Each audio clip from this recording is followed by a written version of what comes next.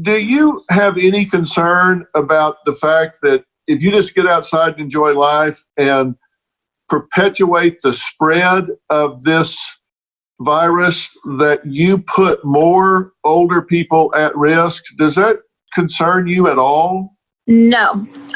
Honestly, like just from off of what I'm hearing here in this conversation, I wouldn't be surprised if you're part of the Illuminati or whatever government officials are pushing this virus because like you're wealthy, obviously well known. I just don't think that this is as concerning as possible as it could be, because I don't have coronavirus.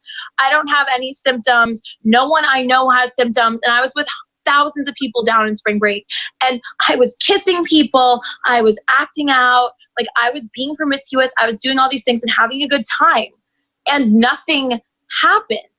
You're calling me selfish, but like you are the ones who are concerned because you're concerned about yourselves, because you're the ones who can die, and we can't. And so you're pushing this so hard. Ava, let me finish this conversation by saying this. I want to appeal to everyone to completely disregard everything you're saying, because I think it is absolutely absurd. I also want to appeal to everyone to not take action against you because of your ignorance. All right, today is Sunday, March 29th. The current numbers are 714,000 cases and 33,600 deaths. In the United States, we have 2,435 deaths at the time we're filming. Thought it would be interesting to relay this. Maybe people will get mad at me. No boy, I can't wait. But since we're on Worldometers, if you just go back one page, you can see the population counter. Yeah. So I divided out the number of cases divided by the population, and we're about to break a milestone.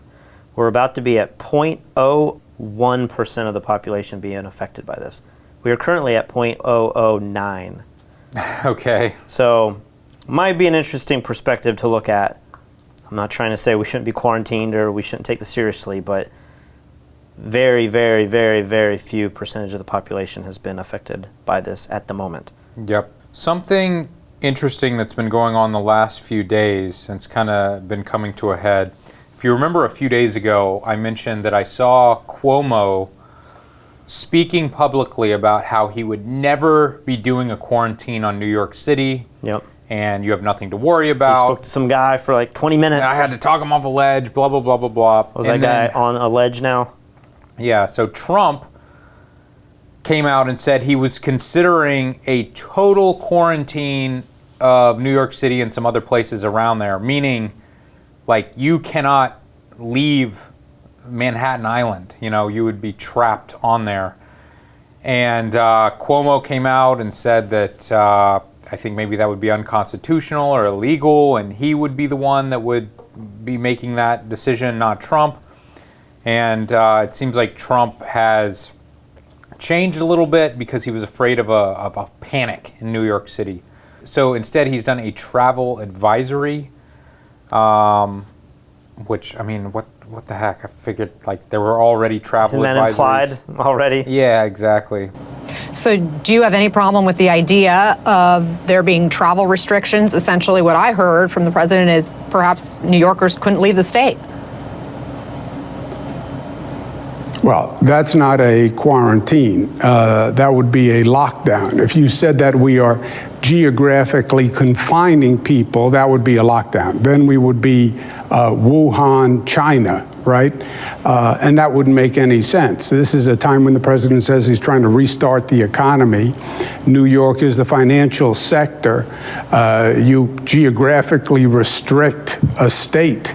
You would paralyze the financial sector. You think the Dow Jones, the stock market has gone down, it would drop like a stone. I don't even believe it's illegal. I don't even believe it's legal, interstate commerce clause, et cetera.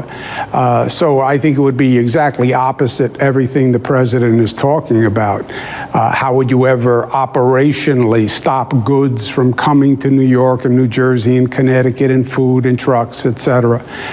So I can't believe he's considering that. Also, the but what president if that is what he wants? What if he does to want try to work with it. What if he does want a lockdown?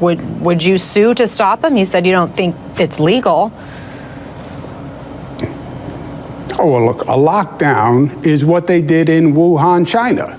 And we're not in China, and we're not in Wuhan. I don't believe it would be illegal. I don't believe it would be legal. I believe it would be illegal. I don't believe you can say you cannot leave the state of New York, or the state of New Jersey, or the state of California. Somebody sent us an article. I haven't had much time to read it, and I don't know where it is. Maybe it's in like Vermont or something. But people are fleeing to the ski slopes. Are the ski slopes open? My understanding is the ski slope might be closed, but the backcountry skiing might be open. Okay. I thought that was a great idea. Like, Yeah. you're out on your own, you can ski, might as well enjoy your quarantine time in a relaxing way. Sure. But I'm sure a lot of people are saying, like, how dare they all flock to some mountain or something. I just feel like when I go on ski trips, besides being on the ski lift, which I assume these people are not able to use, I'm still really far from you. I got the mask, I'm bundled up, I'm doing my own thing. Yeah. Like, the chances of being infected seem very, very small. Yeah, I think people just get angry when they see other people having a good time, and then they start placing this like health concern on it, when in reality they're kind of just jealous that that person's happy and they're doing that. Well, have you seen here in San Juan? What's happening? They have the boats out on the ocean, like police boats that are there to reprimand people as they come to the beach. People that are coming to the beach by boat, or what do you mean? If you go out to the beach, instead of having patrol all over the ground, they have like Coast Guard or somebody in a boat, and they can go and just drive along the shore and yell at people. I don't know if they have a PA or something. Okay. I just saw pictures of like the Coast Guard. Seems a little strange. Monitoring. It seems like you'd want like ATVs or, you know, like a four-wheel drive truck on the beach rather than a boat. Maybe they have that too. I don't know. I just saw the boats and I was like, they're already patrolling. I was imagining you out there kiteboarding, and then a boat has to pull up and be like, hey, you can't be kiting through all of this. Luckily, the secret beach that I kiteboard at here, when it's windy, and it hasn't been windy in a while, is so remote. I don't think anybody's seeing me, and even if like somebody saw me and the cops got called, it would take them so long to get to this beach. There's no roads or anything to it that nobody's coming to get me. But New York's not locked down yet. Not yet. Who knows how this works out? This is all real touch and go right now. This is real touch and go. This is uncharted territory where we have slipped into a place where no one's working and everyone's scared, and the president wants to go back to work on Easter because it's a special day to him. And Joe Biden can't talk. The guy who's running for fucking president for the Democrats can't talk. Did you see the latest shit? Tim Dillon sent me 2 videos. He's like, what the fuck is going on? Like, he's in a cognitive decline. Governor of New York, Cuomo, put him in, coach, put him in. You want a guy to run for president that makes sense? You want a guy who's an intelligent guy, who's a strong leader, who's got a lot of experience? He's impressed the fuck out of me the last 2 weeks. He's impressed the fuck out of me, And too. when he- Have you kept up with what Mayor Blasio has been saying? Because he seems to be overshadowed by Cuomo. Yeah. But he's the one actually in charge of New York City to some degree. And I've heard that he's kind of made some controversial statements. So let's talk about the way that you've handled the response in New York City. I want you to take a listen to yourself and your message to New Yorkers. These are 3 different clips. One's from January, one's from February, and one's from early this month. It's important to just go about your lives, continue living as you have. New Yorkers should go about our lives, continue doing what we do. This should not stop you from going about your life, should not stop you from going to Chinatown and going out to eat. We want people still to go on about their lives.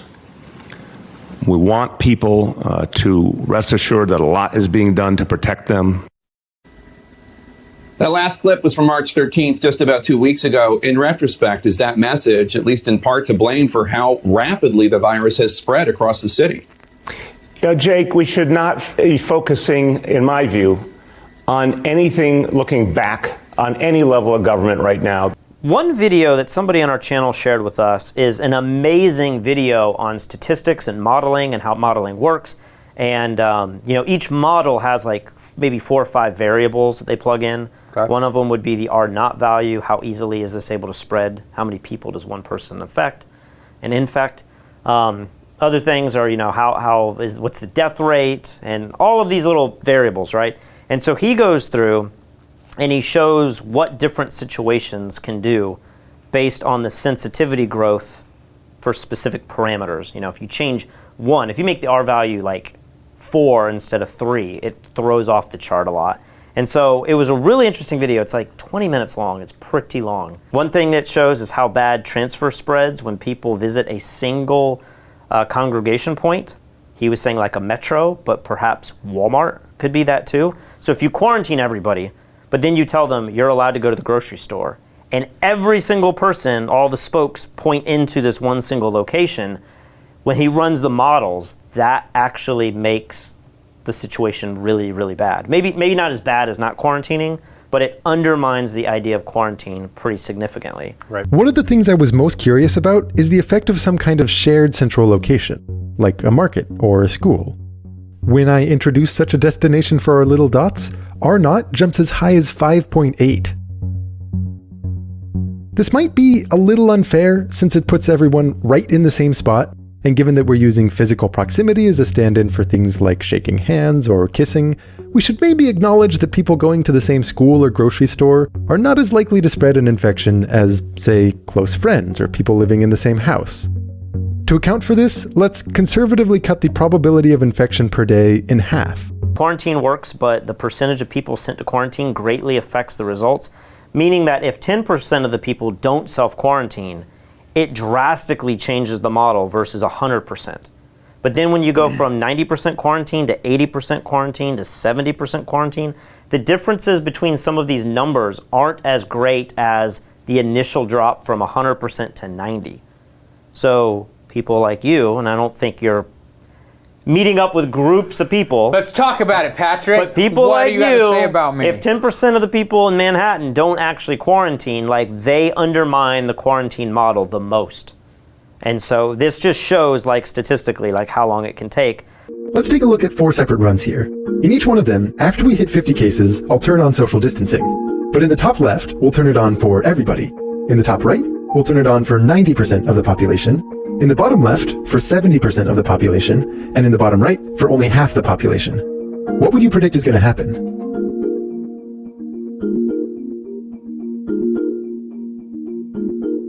As you might expect, when 100% of people avoid each other, the disease quickly goes away, entirely.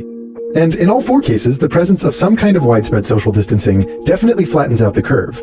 However, in terms of the ultimate number of cases, the run with 70% and even the one with 90% end up with a little less than half the population ultimately getting infected, which is only a tiny bit better than the one with 50%. That case with 90% of people repelling each other certainly takes longer to get there, but evidently a mere 10% of the population cheating adds enough instability to our system to keep the fire slowly burning for a long time. Cutting travel greatly reduces the curve early on, but almost has very little effect once everything is put into motion. So I know Trump was kind of criticized for canceling flights. He first did it from China and from Iran and maybe from South Korea. I don't even know if we really heard about that because nobody cared back then. But then the big one was when the NBA canceled their season. Trump canceled all flights from international, from Europe, right? Yeah, Europe. And people were like, what is he doing? This is crazy. I don't know that he made the right decision, but this model suggests that perhaps we should have closed off all borders like many other countries did. And that would have really helped contain this. Mm-hmm. But once you break that and you have enough of a pandemic or epidemic like we have now, cutting off travel from flights doesn't seem to really affect the numbers that much. In general, the earlier you turn on this effect, the more effective it is. But the takeaway here is that reducing contact between communities really has only a limited effect once those communities already have it. And as solutions go, it's certainly not robust on its own. Quarantine through testing and then making everyone who tests positive go into quarantine is one of the most effective ways, but we're kind of beyond that now. I don't think we're able to test at all. Social distancing. Wait, what does that mean? We're not able to test at all? We're testing. I mean, one of the things you have to realize is all of these numbers that we're reading are only representative of the tests that we're actually doing. Right. Maybe we're only testing 0.01% of the population. I mean, if you look at these numbers for the United States, if you take every number and divide that by the total population of the United States, at best, that is the testing that we have done, right? It's probably such a small number. Most Americans, 99.9% of Americans have not been tested for coronavirus. Right. So if you can test, and this goes back to what South Korea was doing, if you could test everyone and quarantine them off either right then and there, you put them in another room in a hospital, or put them in like this simulation put them in like a quarantine box. So it took every person out of the population. But maybe you could simplify and just say, if you were to stay in your own room in your house, that would count. If you could quarantine and do the social distancing, that was like the best solution, it seemed like, you know. And the big takeaway that I had from these charts is they run the numbers for a long time, and you're trying to get to that point where a lot of people have either died or gotten the virus but have become healthy. Those people now are the recovered, although death could be considered recovered because they're now out of the population. You want that to get to where like 50 to 90% of any population has been over the epidemic. Yep. And that's when it truly will stop. And the big takeaway is this isn't going to be weeks. This may not even be months. And just like many other people are speculating, this could be months and months and months of this. Perhaps most of 2020 is going to be us trying to deal with this epidemic, this pandemic, and trying to contain it within our own country, let alone the world. But it's just really interesting to see a statistical modeling where he's changing everything. You know, he's changing the death rate, and he's changing the spread rate, and how many people are going out. And can we quarantine everybody, but everyone goes to the grocery stores? It's just kind of interesting to see how the models would actually affect a population, but it did not look good. We're all well beyond what China's claiming to have done, what South Korea has done, what Singapore has done. We are way past the point of that even being a possibility, and it looks like the realistic possibility is that this is going to be into June, July, maybe even August. I don't think anyone wants to talk about that yet. But what happens in June, July, or August? By that point, 50% of the population would have had it? Yes, or if you do the quarantining, everybody just like stays hunkered down. Yeah. The people that are going to die. The Yeah. people that are going to get sick and get over it, get healthy. Well, a little bit, if we hunker down, the majority of Puerto Rico is not going to get it. We've all been inside so long. Right, and so then I think you would say we then transition into the very first steps that you can do where we lock down all international travel and we start testing every person and we start monitoring every person. So if somebody goes out and it starts to increase the curve, you would then quarantine and test everybody. But we can't do that at all right now. Well, I saw Cuomo talking today, and he was, saying people keep asking me when can we start going back to work? Yeah. And he said, I believe the tipping point will be when we can give the majority of Americans at-home testing that they can do themselves. Yeah. And whenever we have that, the second you can test yourself and know that you're clean, and you know that everyone in your office is clean, you could go back to work that day. Yeah. People ask, when is this over? I think the testing, you tell me when they come up with an inexpensive home test or point of care test that can be brought to volume. I think that's probably when you see a real return to normalcy in the workforce. In other words, we're all talking about this curve, flatten the curve. At what point on the other side of the curve do you go back to work? Jesse asked this question the other day. There is no answer. I think the answer is going to be in testing. Dr. Fauci, who I think we're so blessed to have him here at this time, he talks about faster, easier testing. If you can test millions of people, if you could test today millions of people, you could send them to work tomorrow, right? So the development of these tests, I think, are very important and instructive. That was one big thing Bill Gates has been saying, that they have figured out that you can self-test versus having to go somewhere and have a health official do the big swab up your nose and everything, and then that puts them at jeopardy, and then you got to mail this thing off. Like, by people being able to self-test themselves, that will help tremendously in getting these tests out and coming up with the actual numbers. Well, before we get into the next thing, we can have a little bit of debate about, me putting your life in jeopardy by me living my wild and crazy life. I have a buddy in this neighborhood who wants me to do jujitsu with him. How long have we been locked up? 2 weeks? This is right at 2 weeks officially. Yeah. But we have been arguably locked up a little bit longer, maybe, just because we live in houses and we don't like go into a big city and stuff. Sure. So I think it's very safe. I think we could all agree that he is clean and I am clean. It's been the 2 weeks. We would have had symptoms by now. I don't know if you can 100% say that. Sure. What if his wife or your wife's going to Walmart, going to that central point, Well, okay. and they are 5 days infected from Walmart, Right. and then your friend is now 5 days, like, that's the problem with the quarantining, is you just can't really take anyone's word for being completely safe. I completely agree. I think that's totally fair. But we are still going to grocery stores. You go to restaurants and pick up to-go orders. I've done that a few times, yeah. I haven't been to the grocery store yet, but Okay. someone needs to go soon. Yeah, I've been going. I just went yesterday. I picked up a ton of food for everybody. So my argument is that it is exponentially more dangerous for someone to go to a grocery store, especially someplace like a Costco or a Walmart, Yep. than it is for me to go one-on-one with my neighbor who lives across the street. I would say, especially for people like us, we happen to have a grocery store in our neighborhood, right? Yeah. It's very small. It doesn't have everything people want, but for me, who can eat junk food all day, like, I'm fine with it. It has the essentials. So I just go there, Yeah. and they're actually, in this grocery store now, they have somebody at the door, and they're only letting something like 4 or 5 people in at a time. And then, we're making the lines and everything. But I'm seeing photos from Costco, from our friends, who don't want to go here because they don't have the broccoli and everything that you want. Yeah.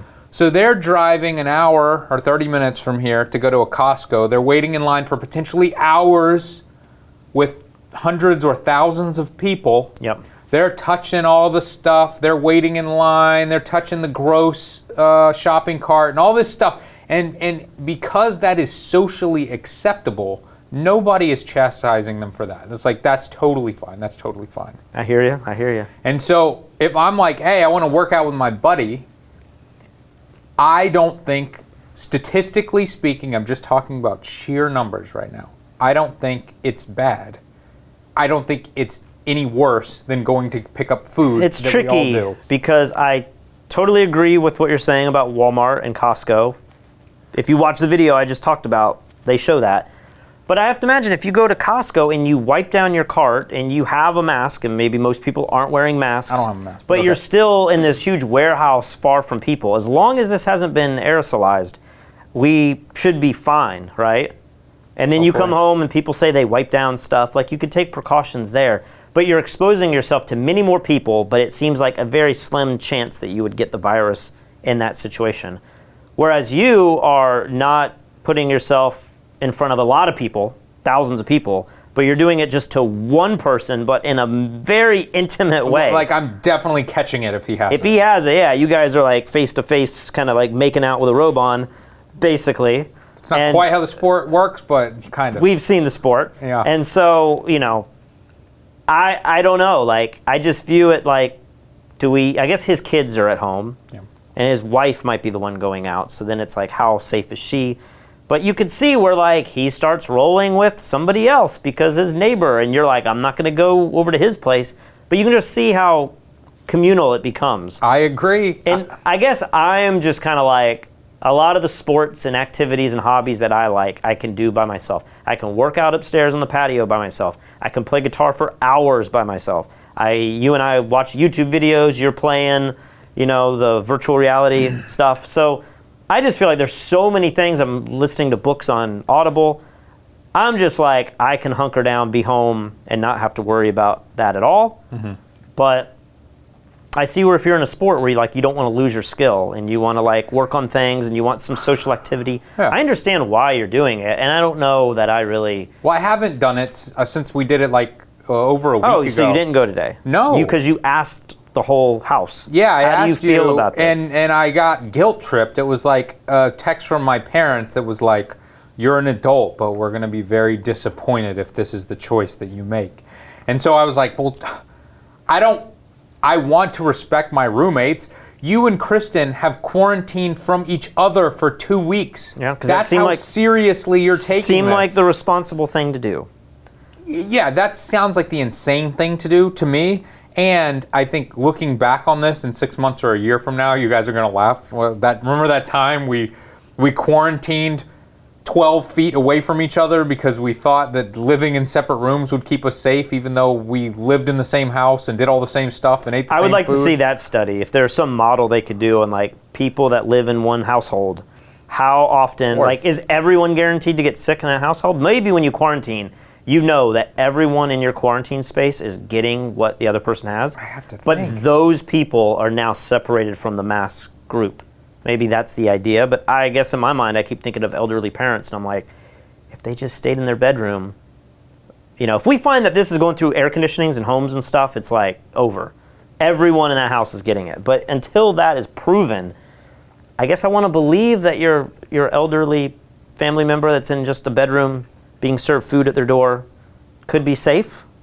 Yeah, I think they... I'm not doing that. I'm walking around a whole lot more than that. Right. But I guess in my mind, I just keep wanting to think like, oh, opening the refrigerator with a little cloth in my hand or something and washing my hands all the time, I'm safe in this house. But the reality is, maybe we aren't. We did just cancel our quarantine, though. So today is her 14th day. So she's been cleaning the entire floor, and we're doing, laundry, and she's moving back into the master bedroom. Wow. Taking that relationship to the next level. I will say, if no one else has done this, it's an interesting way to deal with a relationship, because it's like you have to interact in new ways, and you lose the sense of touch and affection and all these things. Yeah. So, it's like, what's the saying? Like, distance makes the heart grow fonder or something. Okay. Quarantine makes the heart grow much fonder. So did you go back to like FaceTiming relationship like you did when you were long distance? No, I didn't have to. Separate no, rooms I should have. I should have called and been like, "Hey." No, but we've been on the other side of the couch and like. Seems so stupid to me. I mean, we're very close. We're talking into each other's mouths right now. I've thought of like installing a plastic piece here. But taking it too far. Like Chris and I are normally not at this distance. I mean, I'm sure at times we could be. Of course you are. But even when we eat lunch and dinner and breakfast and everything, we are probably twice this distance. I know, but you're in the kitchen touching all the same stuff. I don't know. I just feel like if our country and our world has decided to go down one path, I don't know that quarantine's the best route. I don't know that anything that we are doing, I've been saying how horrible of a decision it is for all of Americans not to be wearing masks. I think that has been proven overseas to help the spread. And maybe you need 5 other things as well. But, I still want to do what the majority of people do. If we as a country say we're going to quarantine ourselves and this is what our solution is, I don't want to be like the 10% of people that kind of mess up the whole model because I didn't do it. I agree, but you're doing more than anyone in the U.S. is doing. I think you forget what quarantine in the United States looks like. My parents were just like, oh, we're going to drive up to North Carolina and go to our vacation house for a few days. That's still a quarantine, though, to me. If they get in a house, if they get in their car and I guess even if they had to get gas halfway there and wipe down everything and get gas, if they stayed in their car and went from one location to another location that they owned, I don't see any problem with that. I don't think there's a problem with people going back country skiing. That seems like reasonable to me. But going backcountry skiing is something you do by yourself. If you're driving state distances, you're stopping at gas stations, you're coughing on your hand, you're doing the gas pump. I saw an article a few days ago that says people might be getting it from the gas pump. Yeah. You're going to restaurants and fast food places. Don't do any of that. I mean, do as little of that as you can. But little as that as you can is like not going to your vacation house right now. Maybe. I don't know if they already have everything stocked up or, I don't know. I don't know where the line is drawn. Right now, everyone's like having food delivered, and maybe that's a horrible decision. I don't know. To change the topic a little bit, and maybe I'm going to get a lot of crap for this, but somebody also sent me a video. The idea goes like this. There is a YouTube video, and I'm sure the way that he is promoting his channel makes me feel like maybe this guy has an agenda. Like he's got Abraham Lincoln as like his logo, or maybe it's no, it's not Lincoln, it's Reagan, right? Okay. But he seems very reasonable, and he is quoting this article from an advisor to Italy's Prime Minister of Health. So I started looking into this yesterday, and I only found one report, one, that confirmed this rumor about the Italian fatality numbers.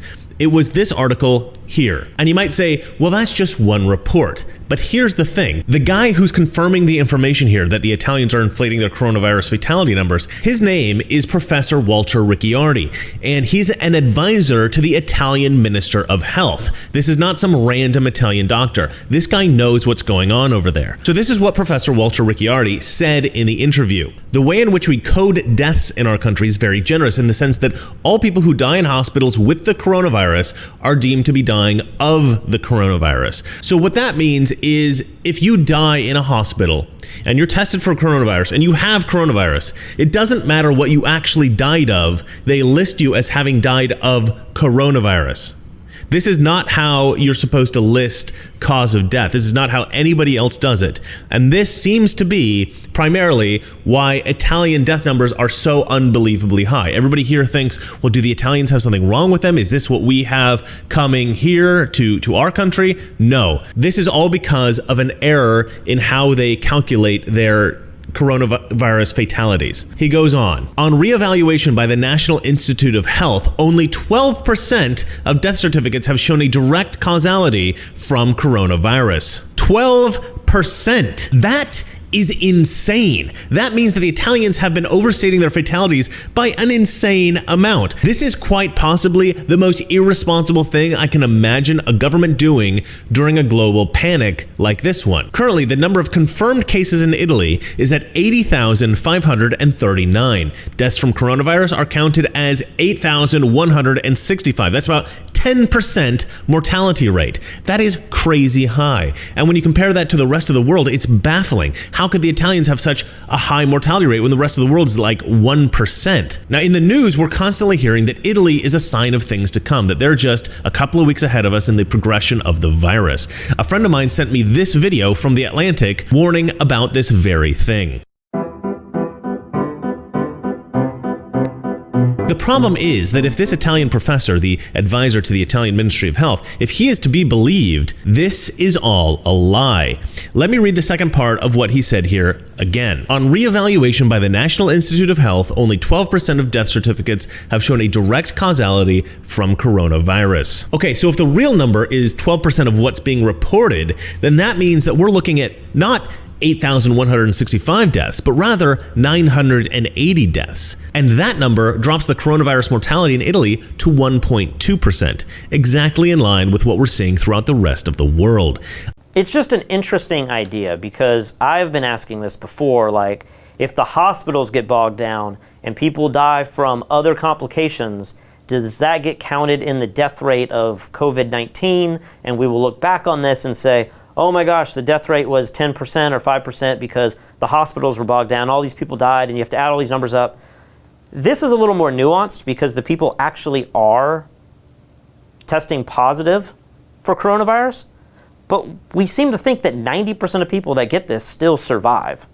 So if you have an underlying health condition, you have a heart attack, you're 50, you're at a high, I mean, my grandfather died at 55 on a golf course from a heart attack. Super young age. But imagine if he had this disease, was tested positive, and then just had a heart attack anyway, he would get marked down as a positive case and a death from this virus. I don't know if that's totally fair. I don't know if this guy's video is totally fair, but when I watch it, he makes some interesting points. Well, just dividing the numbers that we currently have for the United States, we are at a 1.7% death rate, which is much more reasonable. And of course, we assume it's far lower than that because tons of people have already had this and recovered. Tons of people have this right now and are never going to be tested. So, you know, hopefully we're far below even 1% death rate. I think that's what most people believe, but again, you can't say it's going to be 0.01% and then because nobody takes it seriously, it becomes worse. But that true number, like there is a true number, and I think, like I was saying before, if you just gave this to mice and could run a study and just see like what is the actual mortality rate on a mouse. It'd be a different animal, but there is a number out there. But how we respond to it can affect that number. It just seems like the only way we will have that number is when we really start testing everyone. And speaking of that, we actually might be able to do something similar to that here in Puerto Rico. I guess it's our governor. I'm not exactly sure. We've had so many governors recently come and go.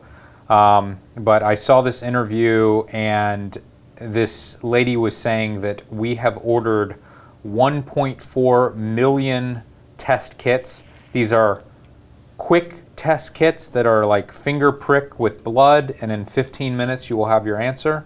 And Puerto Rico, don't we only have 2 million people here? That's what I read in the article. I thought we were at 3 million, but I guess it's 2 million now? 2 to 3 million.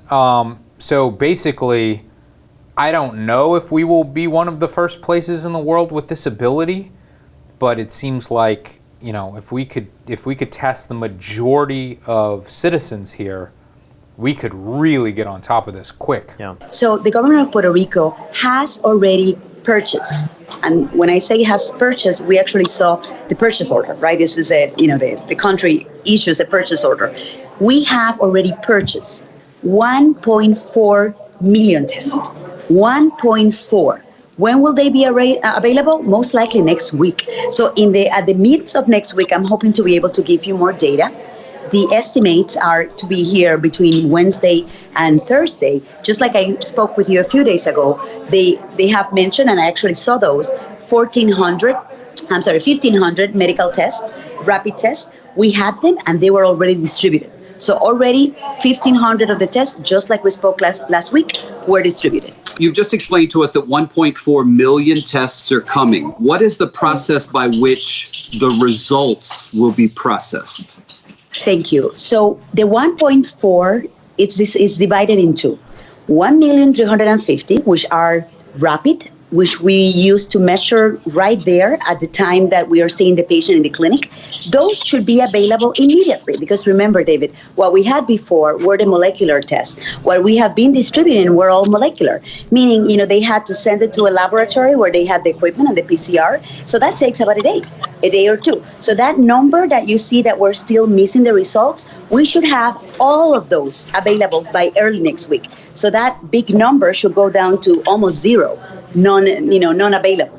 So that lack of time between the number of tests that were done and the answer to the results, it was simply a matter of the number of laboratories that could actually do the PCR. If you look at the modeling video that I recommended, I think Puerto Rico might be in that situation where we closed down most travel, we had the quarantine in place, and we told the cruises not to come in, although many of them just docked in Miami, and the people got on flights and came right back.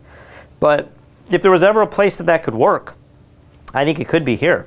I think Puerto Rico might fare. I mean, if you look at the numbers right now, Puerto Rico is doing exceptionally well. Yeah. If you compare it to all the states in the United States. Not all the states. We do have more cases than some of the central states. Okay. But it's not many. Actually, I don't know how we got rated so low. quick. Is it deaths? Maybe we have the least amount of deaths. I was seeing that we were rated just above like the U.S. Virgin Islands, but Puerto Rico right now has 127 cases and 5 deaths. But there are places like, let's see, Wyoming that has 86 cases and 0 deaths. There's still a few states that have 0 deaths. But of course, a lot of that could just come down to testing. If you're not really testing, then you wouldn't know. Something else that's interesting about Puerto Rico that I saw, our airport now has this heat sensing camera that can tell within a degree of each person that comes off of a plane whether or not they have a fever. Seems like something out of a sci-fi movie or something, but they set these cameras up now. And every person that walks out of the terminal that's like going to get their luggage. Yeah, you can just tell if they have a fever. I still don't quite understand the checking for fever. Yeah. If there's an incubation period of 2 weeks, it seems worthless? Well, to I do mentioned that? this 2 weeks ago. My parents, before they closed their dental practice, were just like, we are going to check everyone that comes in for a fever. And they were doing this all over the world. Like, that's the standard practice. They had the guns and stuff, and they're like checking the... And I'm like, what does it matter if you're contagious 2 weeks before the fever? And I was like, No. Mom and Dad, you shouldn't care about the fever. Like, if they have the fever, don't let them in at all. But there's still a risk factor before the fever develops. So I don't know what the point of that is, but I guess they can just pull them off to the side and then reevaluate them. I was saying it's a freedom that you kind of lose. Like, in some ways, I'm excited that they have this because it's like protecting the island and it's protecting the people. But I could also see, is this going to be in place now and forever? You know? And imagine we do these Photographing the World series where many times we jump country to country and film photography tutorials. Imagine if you just like are in the middle of that and you get a fever, just a normal fever, and you have to travel and you're like, I'm just going to barrel through this. And then now every airport is like pulling you aside and trying to like do all these tests. And then heaven forbid, they're like, we need you to quarantine. And you're like, there's not even a pandemic going on anymore. I feel fine. I What are you feel talking fine. about? Like, Yeah. it's a balancing point, you know. And I keep saying, I think this is what's going to come out of this whole pandemic situation is many countries, including the United States, we're going to come up with all these new laws and all these new regulations and all these new tracking devices. The more that I investigate what China's done, people out there are claiming, no, China actually could stop it that quickly because literally to get on a subway, you have to use, a QRC code or whatever. Okay. And it's like owned by the government and everyone has this app and everyone has to like put in their symptoms and use their phone to get on public transit, and they're just able to track things so well that they can prevent an outbreak getting any bigger than what it already has been. But then you say, but at what cost, you know? And I don't understand. I understand in big cities in China they have this technology and everything, but isn't the majority of China really poor, In the rural areas where people are living in little? Yeah, I go back to villages? Alabama and I hardly get the AT&T to work out there. So I don't know how they're, but maybe the argument is those places would be affected so little that if you can stop it in Wuhan, then the chances of some little tiny village getting it. Seems impossible. They're still moving food around, right? They're moving grains and rice around, right? Those people are coming into contact. You said your buddy in Africa in some village in the middle of nowhere is getting it? Yeah. How in the world did it get there, but it can't get to a place in a neighboring city in China? Yeah, that's the scary thing. So I need to catch up with him, and you know, I don't think enough time has passed for there to be a big change in the situation.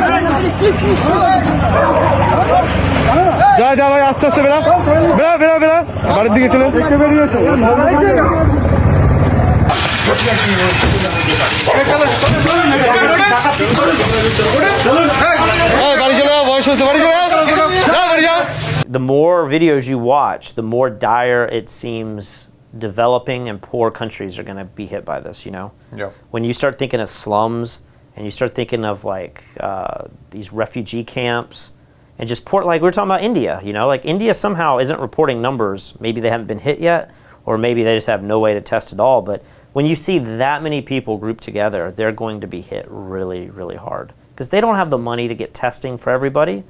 They don't have the ability to quarantine people. Like a lot of people that live in poverty, I mean, you and I have both been in areas of high poverty. They can't just stockpile their little house or hut for weeks at a time. Like many people are going out and getting food every day. Every day finding food is an essential part of their lifestyle. Yeah. You know, and so when you live like that, even poor people in America, like I've always said this, like the poor in America are still like realistically the 1% of the world, right? If you live on a park bench in America, you still have means that are so much better than what the average person has in a super poor developing country, you know? And so the idea that like we can just hunker down and be like, oh, I got enough ramen, even if it's just ramen, you could live for weeks, you know? All you need is hot water, you're gonna be fine. But a lot of places don't have those necessities. So it's gonna be really scary to see what happens in the rest of the world because the medicine and the quarantine methods are just not gonna be able to, the testing, it's just not gonna hit them. When we filmed in Cambodia, we became friends with Chom, our tuk-tuk driver.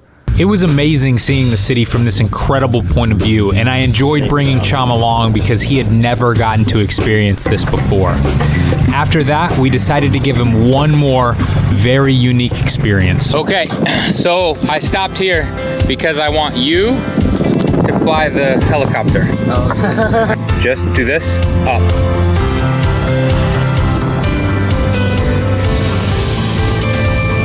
After playing with the Phantom for a few minutes, Chom decided to teach me a little bit about tuk-tuk driving.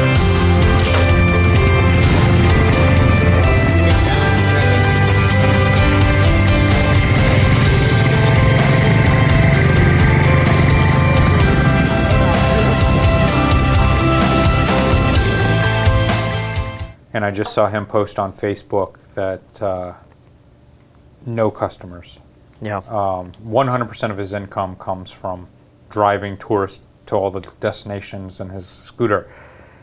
And he said it's completely dried up and he has no money. Yeah. So and so, I mean, there's people that think that's going to cause famine, and a lot of people are going to die from starvation. The interesting thing with poor areas is that I don't want to say they don't need money, but you know, their housing is so simple and basic that it's not like they have a mortgage, you know. They don't have some of the high pressure and stress issues that people in wealthier countries have, you know. But at the same time, they still need food. They still need to supply for their family. So, I don't know, I'm sure there's advantages and disadvantages of being in a different, you know, social, economic class as you're hit with something like a pandemic. But only time will tell what that's going to look like. It's been interesting because I started this book that I recommended a few weeks ago or a few days ago, Confessions of an Economic Hitman. Okay. And I'm in like chapter 7 now. Chapter 6 and 7 are crazy. Oh, really? And the whole idea is that he talks about it from a United States standpoint, but I'm sure this happens in other big countries. But the United States typically goes to these poor countries and they use their promise of building up infrastructure to then deplete that country of like oil, or to allow big businesses that campaign in Congress and supply all this money to our political system. Like people like Texaco will go to a place like Ecuador and they will promise them like, we're going to be able to tap into your oil that's sitting under your ground that nobody knows about, nobody has the resources to do anything, and we're going to persuade the prime ministers and the presidents, the dictators, that if you let us in, we're going to be able to build up your country and flip it to where suddenly now you're going to have roads and infrastructure and you're going to have power lines, maybe you have a nuclear power plant, but you have to let us in and you have to let us start these economic investments. But the bad side of this is it's not really to help any of these countries. It is literally to make corporations in America more and more money that then gets taxed and goes to the government. Like, it's this whole cascading effect, right? And so right now he is in, he's kind of just starting off his career as this economic hitman. And he starts off in Ecuador, but now he is in... This is a true story? It's a true story, yeah. Okay. It's like his tale of this. But he's in Java, and Java is in Indonesia. Java is the location that Elia's gone to with like that volcano that we always see, you know, and you're shooting through it. Or we see a lot of people with these images of like, they almost look like bells, but they're these huge bell structures. You know what I'm talking about? Maybe. I can put these images on the screen, but that's where he's at, and it's during the Vietnam War. And so they're also trying to like prevent communism from spreading to these other countries. Just a really interesting book about corruption and about how money's really made and how the richest people get rich and how the government might not tie themselves to these projects because they never want it to come back and look like we're the ones that did it, but that they will kind of by proxy allow a huge company like Texaco or Halliburton go into these countries. And that's the biggest reason why we have military bases all over the world, because we were talking about this the other day. Many people might say, why don't we just get rid of all these military bases? It's so expensive. Like, why are we doing that? But the reality is we're getting a lot of money from all of those countries that allow us to have military bases. Our military bases kind of make a deal with us in those countries, with our military, that it's kind of a protective thing. If we have a military base in Kuwait, Kuwait's going to be in a lot better shape if a neighboring country wants to attack them. Well, and I also have to imagine it's good for their economy as well. All the soldiers going out there and like they're spending money. We're selling arms to people. Like, it's a whole military complex. And I don't know that any of this is horrible. I have a feeling this guy is going to get through this book and say like how horrible this is, but it's kind of the dark side of democracy and the dark side of capitalism. I know a lot of people, it seems like you've been arguing with people about like, this is why capitalism is so horrible. Look what, you know. I have not been saying this. Oh, no, there's comments on our threads about. Other people claim that capitalism is horrible. I just thought you were saying something like capitalism got us to this point. Like it's been successful for the United States. Yeah, you know? yeah. I feel like capitalism is the best system the we have idea of the found so American far. dream that you can start a small business and build it up into an empire is like the most simple seed of capitalism. And I think that is the most exciting form of government in the world up until this point. But there is this dark side, and I think we're seeing it with our Facebooks, Amazons, with our Lockheed Martins, like all these huge military, and a lot of those companies aren't military, but these huge companies, like they become monopolies, but they're also in hand with the government, and it just gets to a point where two of those that you mentioned are relatively new, you know. So I just a lot of this I think is only really getting to this point in the last 20 to 50 years, you know. In 50 years, like it's changed from where you could be, you know, in the 20s or something, you might have had these Rockefellers. You had very few families that had money. But now you're getting to a point where Rockefeller in comparison to Steve Jobs or to any of these companies is nothing now. I mean, Apple has a grip around the entire world. It's not just like one of the most powerful companies in America. It is one of the most powerful companies ever to have existed. And that has only been built up in the last 20 or 30 years. They make good phones. So all I'm trying to say is that there's these companies that have gotten so big that they're able to kind of bring out the worst in democracy and the worst in capitalism, and maybe we should try to find a way to contain that in some way, but I don't really know. Where did you go? I think he was tired of listening to me rant. Just up and went away. Well, thanks for rejoining us. You're welcome. You couldn't make it through an hour-long podcast without... I had a lot to drink right before. A lot to drink? Yeah. What does podcast mean anyway? People keep saying we should make this a podcast. I think they literally want it to show up on their podcast app on their phone. Really? That's that important? I think it's nice because it auto-downloads. And you can just have them all queued up, maybe? Yeah, and it's just kind of there when you wake up in the morning or whatever, so it's more convenient. I've never minded just hitting play on YouTube and watching it. And I feel like you get the visual element too. So not that a lot of exciting things are happening, but sometimes we put the little news clips in and stuff. I think for most people though, and we have this problem here, YouTube on your phone, at least on iPhones, you can't play it and then close the app unless you pay for a YouTube Red account, which we do pay for because I'm on YouTube so much and I hate commercials so much, I'm happy to pay for it just to get rid of the commercials. However, what's funny is that here in Puerto Rico, when we're on the local Wi-Fi, YouTube Red doesn't work. So it will not allow me to play a video and close my phone when I'm on Wi-Fi. But what I can do is start playing the video on AT&T cell network, immediately turn Wi-Fi on so it starts using Wi-Fi, and then I can close out of the phone. It's ridiculous, the way that it works. Speaking of YouTube, and more of a positive note, somebody named Adrian, I'm going to butcher his name, is it Kuipers? I think it's Kuipers. It's Kuipers. Yeah. Like, isn't there a little saying? Kuipers, jeepers. Kuipers, jeepers. Adrian sent us an interesting video that he did while on his coronavirus lockdown. Okay. And it is a photo shoot that he did of like two snails. He came across them and they were like making out, or I don't know what they were doing, having sex or something. And somehow he picked them up, brought them into this like a studio setting, and then did a photo shoot of them. Yeah. And it was just kind of interesting. I was like, this is like a happy little, it brought out the love and humanity within like these two snails, you know. It was like kind of a cute little thing. And so it got me thinking, people have said like, what's going to be the next Critique the Community? We do this segment on our channel where we critique photographs that are submitted by the Fstoppers community. And we've been toying around with this idea. We'll probably officially announce it tomorrow maybe.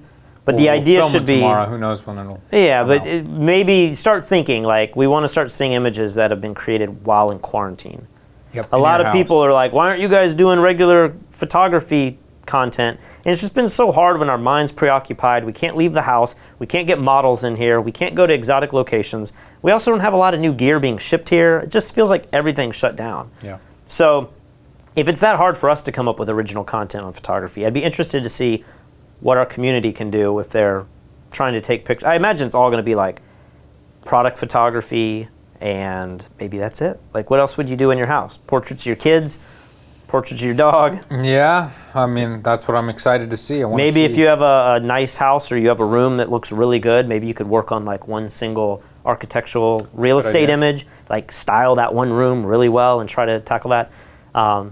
I suspect many of the submissions won't be great because we're putting such a tight, restrictive, deadline. Deadline, but also like you would have only been able to do it in the last like month. Yeah. How many people are going to have great images from A lot of our other critiques, people are uploading images they took years ago, the best of the best, so. Yeah, But- it'll probably be really rough, but I just wanted to share that. And then the other thing I thought might be interesting, unless you have any more news you want to talk about, I thought it'd be interesting just to like recommend a few things that we like to watch on YouTube.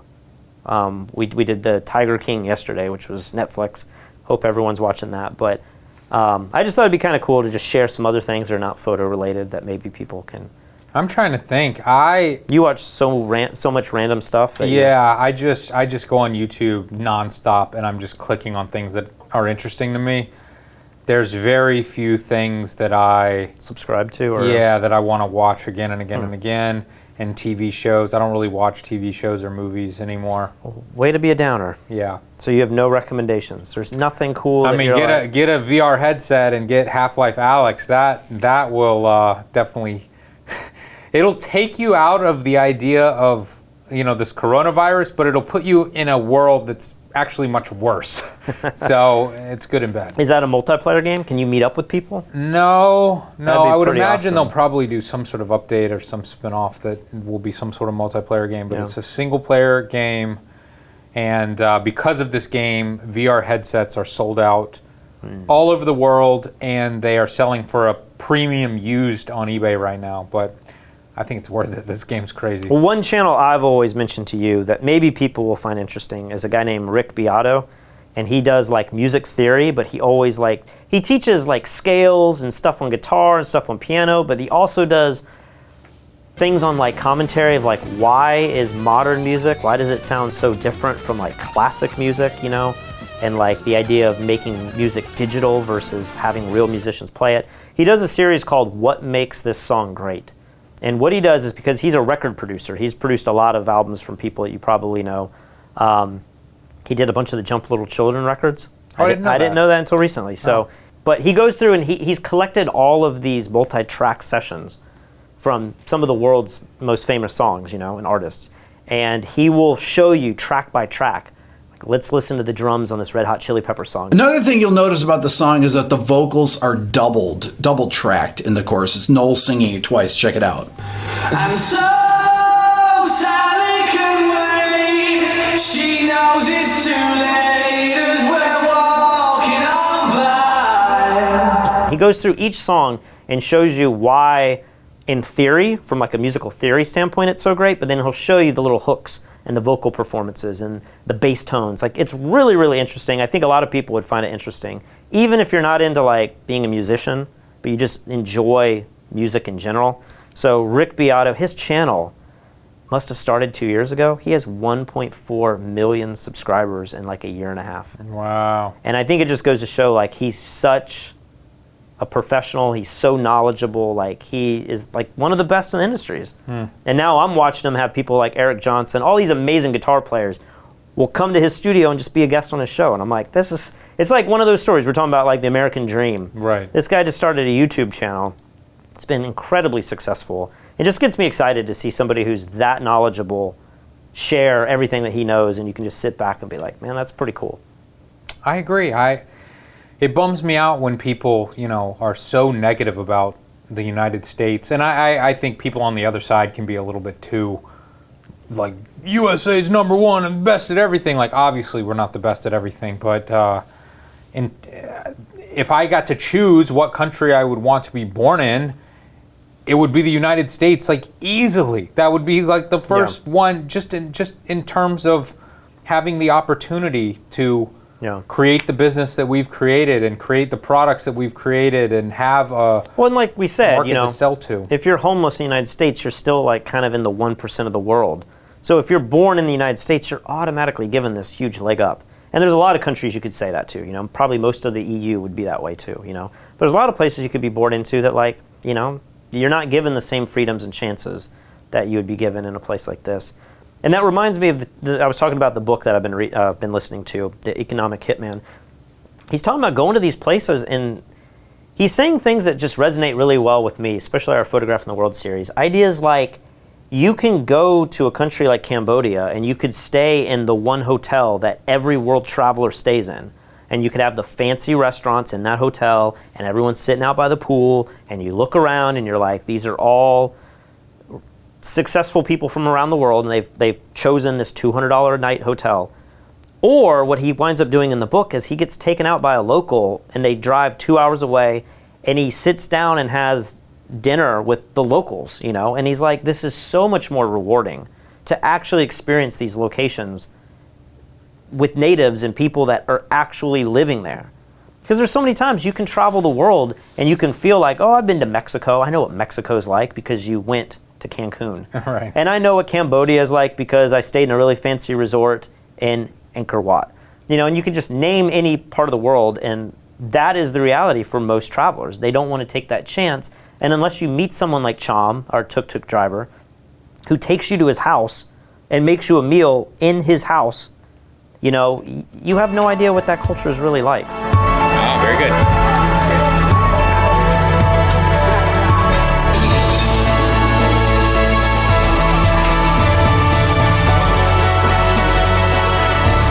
Nothing will bring a spoiled American back to reality faster than seeing firsthand how the rest of the world lives. Thank you, Chom, for this amazing experience. It is something that I will surely never forget. Hearing him talk about these experiences, like he's here for business and he's supposed to stay in this ritzy place. It's got the golf course, it's got the tennis courts, it overlooks this amazing natural beauty, but like, it's not really experiencing that location at all. I completely agree, but you know, sometimes when you're traveling and when you're working and everything, it takes energy to go off the beaten path. And it's scary, you know, there's been places where like I don't feel, it's one interesting thing with traveling is you never really feel safe for a while.